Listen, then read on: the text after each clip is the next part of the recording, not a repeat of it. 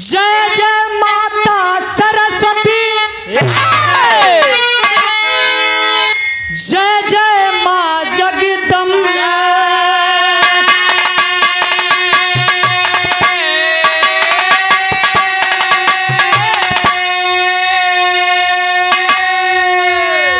भक्त जनों के कार्य हित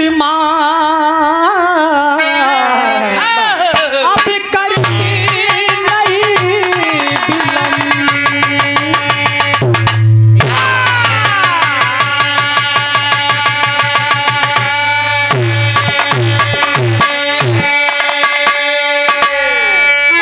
बैठ सारी दे कंठ पे हम कर सेवक के का।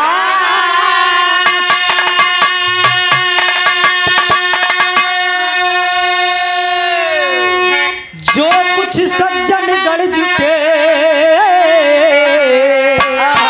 माँ सबको मेरा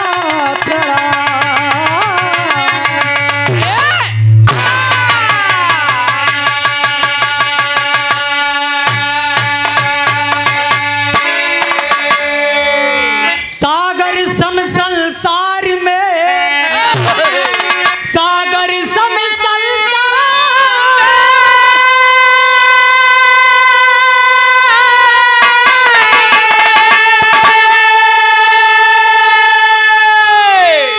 सागर सम संसार में मई नाव फंसी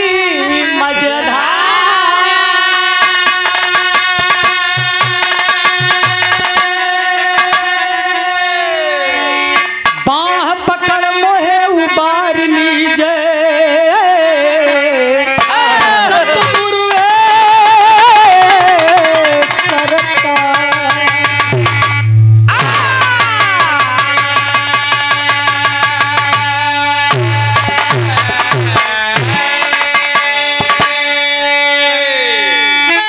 नमन करूं पिता मात को,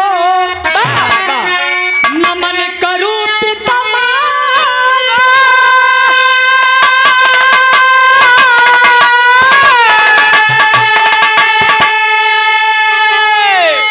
अब जिनसे देखा संसार।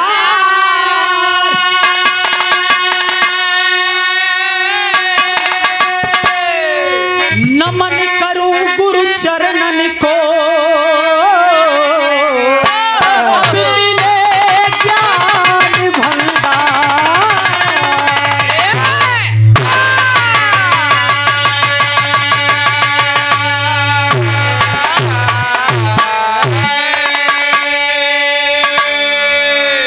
जय गणेश शारदा नमो महेश अंबिका, नमामि सर्वदेवता भजामि बिल्धवासने।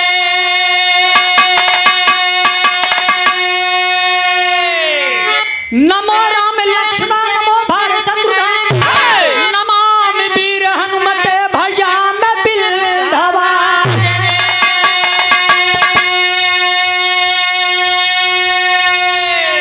नमो ताल तालिका नमो पखंडयालिका, नमामि बाबा दीन ते भजामि बिल्धवासने।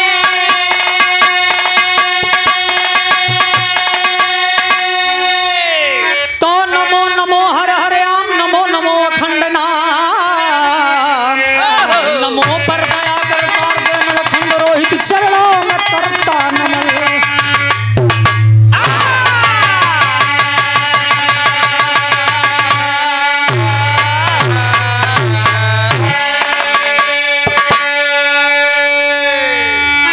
अच्छा बाबूजी, सर्वप्रथम इस पावन वसुंधरा को, माटी को मैं नमन करता हूँ, प्रणाम करता हूँ। ऐतिहासिक सरजमी पे आने का अवसर मिला,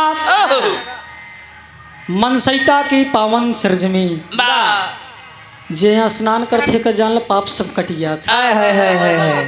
बड़ा पवित्र स्थान है बाबा।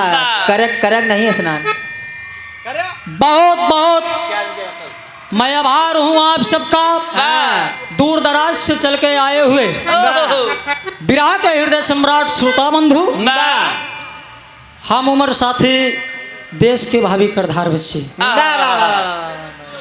इस साल एक जान ले कि दूसरा साल है हम ना हो ये दूसरी बार इस पावन सरजमी के आने का अवसर मिला मुझे। मैं आप सबका शुक्रगुजार हूँ। कार्यक्रम को करवाने में विशेष आशीर्वाद विशेष सहयोग आदरणीय श्री समर भैया जी स्टूडियो वाले विजय विजय भैया जिनका चैनल भी लगा हुआ है। विजय भैया के तरफ से कार्यक्रम सफल हो रहा है और विराह के शुभचिंतक चाहे इलाहाबाद हो जौनपुर हो बनारस हो मिर्जापुर हो कोई जिला बाकी नहीं है बाबूजी। विराह के शुभचिंतक छोटे मोटे कलाकारों को उठा के बड़े मंच पे लाने का आप काम करते हैं। हमारे गार्जियन आदरणीय आप श्री पूर्णमासी गुरु जी आपका भी मैं बहुत बहुत तहे दिल से नमन करता हूँ प्रणाम करता हूँ। आशीर्वाद की अपेक्षा है। आशीर्वाद देख हम लोग बच्चे आगे जाएं। बिल्कुल बिल्कुल चला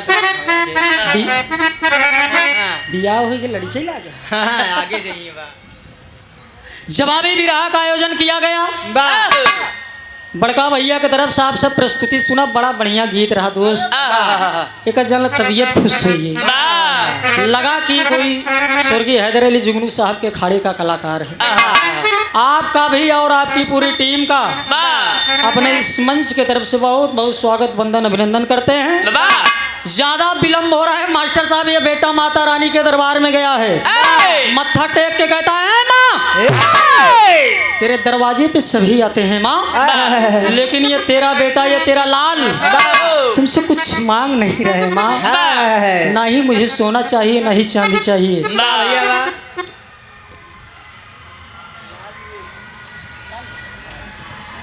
और ये देखे सुंदर पुष्पहार और ढेर सारा आशीर्वाद दे के सम्मान किया गया। आदरणीय आप चाचा जी श्री लाल जी ये जान ला कि गुरु जी के पक्का चेला हैं। ये हम मंदिर के लाल जी भैया आपके तरफ से ढेर सारा आशीर्वाद पुष्पों का हार भी है। बहुत बहुत नमन करते हैं प्रणाम करते हैं। लेकिन बतिया हमार लगी रहे बेटा माता रानी के दरबार में जाने के बाद राकेश भाई गया है माँ से कुछ मांग रहा है लेकिन एक लाइन तर्ज में है का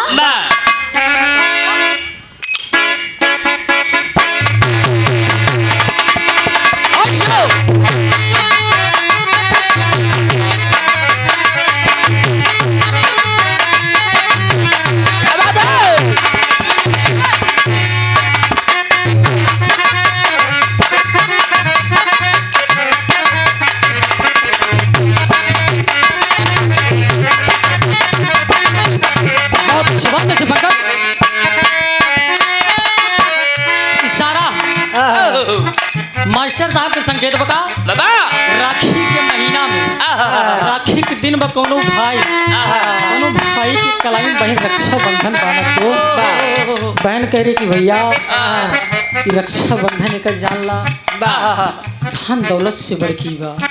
भाई कह रहा है कि बहना तेरा भाई मरते दम तक इस राखी का कर्ज नहीं भूलेगा मेरी बहन। क्या कह रहा है क्या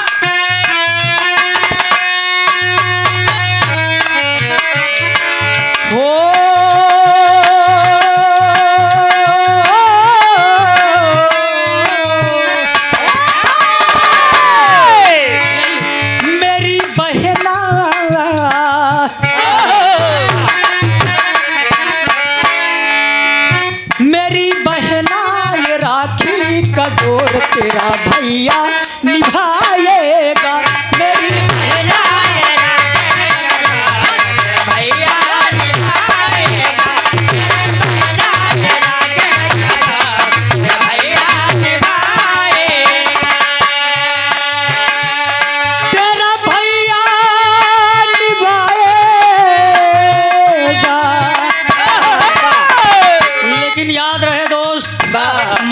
बेटा कह रहा है कि माँ क्या कहना है क्या मेरी मैया मैया मैया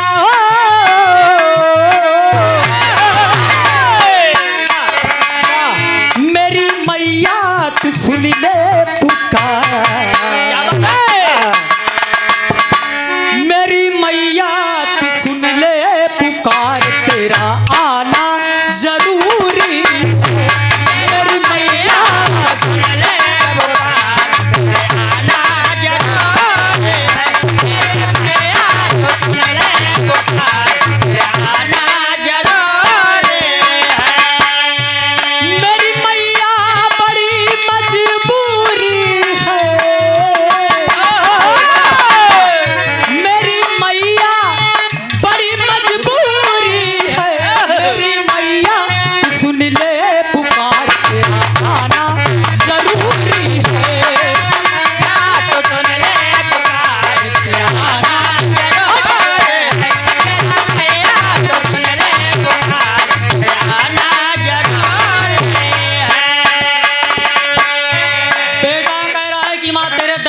पे तोहार इतना निर्मल पवित्र स्थान ब माई अमीर गरीब सब आवत हैं हर जात के लोग आवत हैं तोहार पूजा करते हैं माई ये जौने भाव से तोहार पूजा करत वही भाव से आशीर्वाद देते सब देखती हो माँ तुम पंकज माँ कह रही कि मैं सब देख रही हूँ कि जो भक्त मेरा जिस प्रकार से पूजा करता है मुझे वही हिसाब से आशीर्वाद दे जितने भक्ति उतने तक। हाँ पहले लाइन में अरदास कर रहा है ये भक्त क्या केहू ता चढ़ावे माई केहू ता चढ़ावे माई नरियर सुनरिया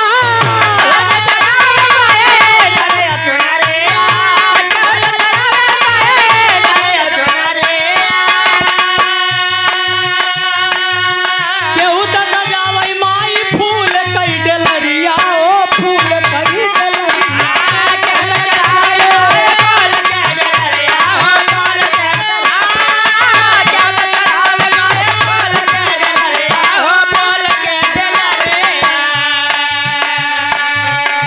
केहू त चढ़ावे माई नरियर चुनरिया अब केहू त सजावे माई फूले कई डलरिया जेकरे पास जवन बा माई वही चढ़ाए।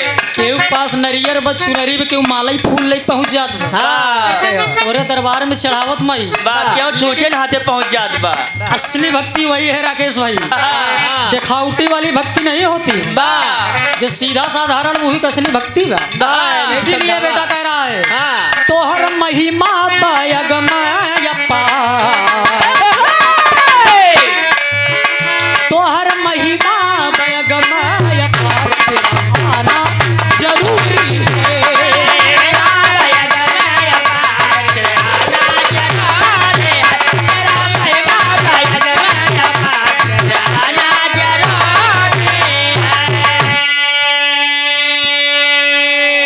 तोहर महिमा बयगमय पार तेरा आना जरूरी है माँ अगर ये तेरा बेटा अगर पुकार रहे तो तुम्हें आना पड़ेगा।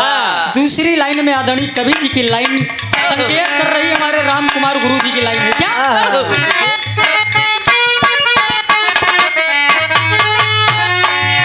ममता माई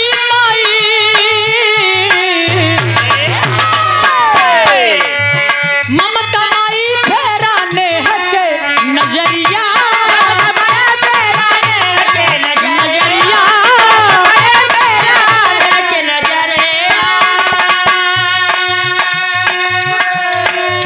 सबही के दुख हारा हमारी मयरिया ओ हमारी मयरिया हमारी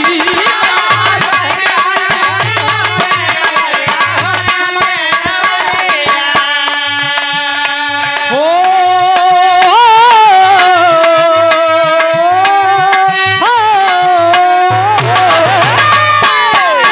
आके तारा तारा माइयो आके तारा म दुनिया के भार तेरा आना जरूरी है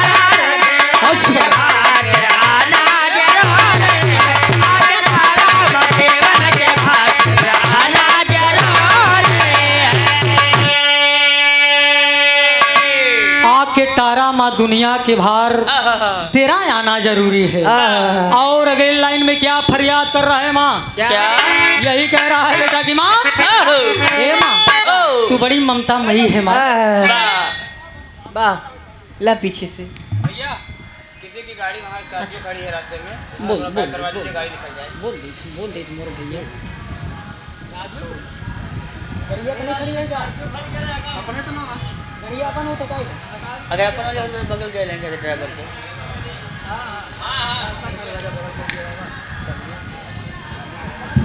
हेलो और ये देखें वाह कार्यक्रम के आयोजक साहब वाह जिनके माध्यम से ये कार्यक्रम रखा गया है दोस्त वाह ये आप सबके दर्शन दीदार होत बा है आदरणीय श्री विजय गुरु जी के तरफ से वाह ये गुरु जी हमारे नवरासी हैं नवरासी है ना हमारे स्टूडियो वाले समर स्टूडियो वाह हर साल एक जान बढ़िया से बढ़िया व्यवस्था देथिन बाबू उत्तर मध्य रेलवे कि गवैयन के कौनो कमी न होए वाह मेरे दोस्त वाह 501 रुपए दे के सम्मान किया गया।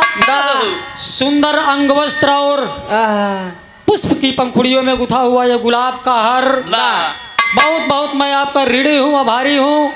त्रुटियों के लिए क्षमा प्रार्थी हूँ दोस्त, क्योंकि बड़े बड़े शहरों में छोटी मोटी गलतियां होती रहती हैं। वाह अगले लाइन में इशारा कर रहा है बेटा, क्या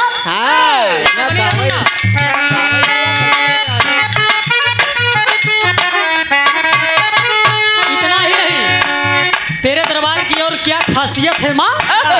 जगमग जलतरी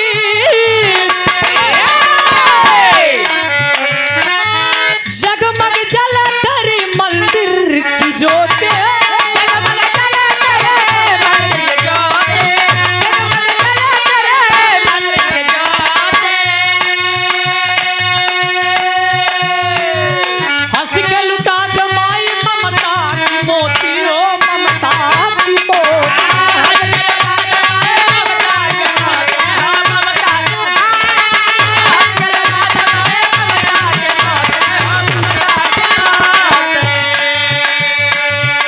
खड़ा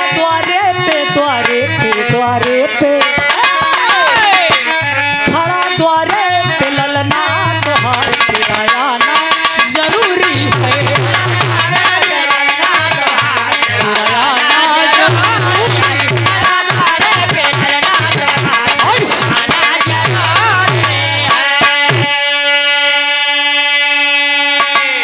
लास्ट और आखिरी लाइन, वाह कलाकार अपने गुरु घराने का परिचय देगा कि माँ कि हम कौने अखाड़े के गवैया ही कौने बागी के फूल हैं।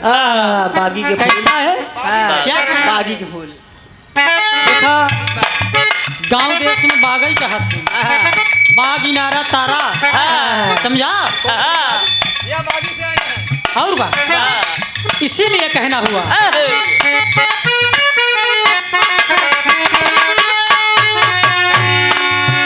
कभी बाबा दीन साथ, कभी बाबा दीन साथ लहुरी स्वर्गवास के, कभी बाबा दीन साथ लहुरी स्वर्गवास के, रामकुमार मनवा में छाई बा उदासी, ओ छाई बा उदासी।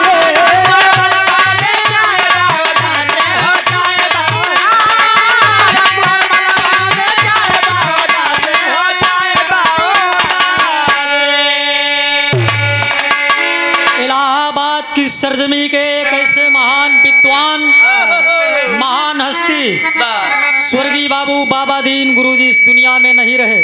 सीटी न देख करे जाए कब समारा हाँ सिटी समारा भाई। मामला न बैलेट हुई जाता। सिटी वाले मारो खाते। मोर भैया लगा रहा। बहुत दम बा।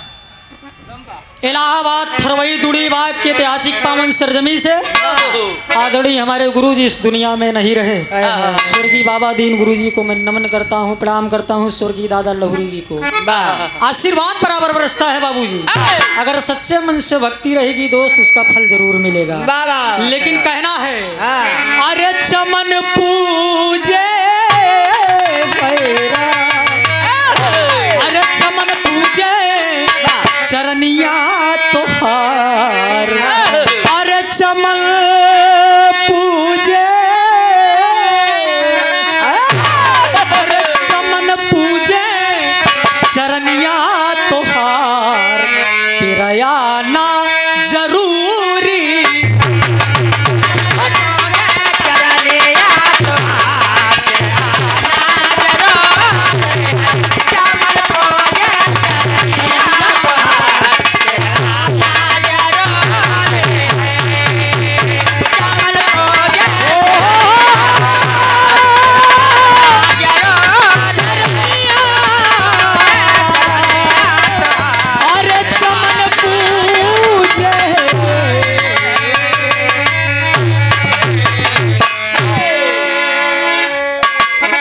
बढ़िया बढ़िया गीत, धुन दर्ज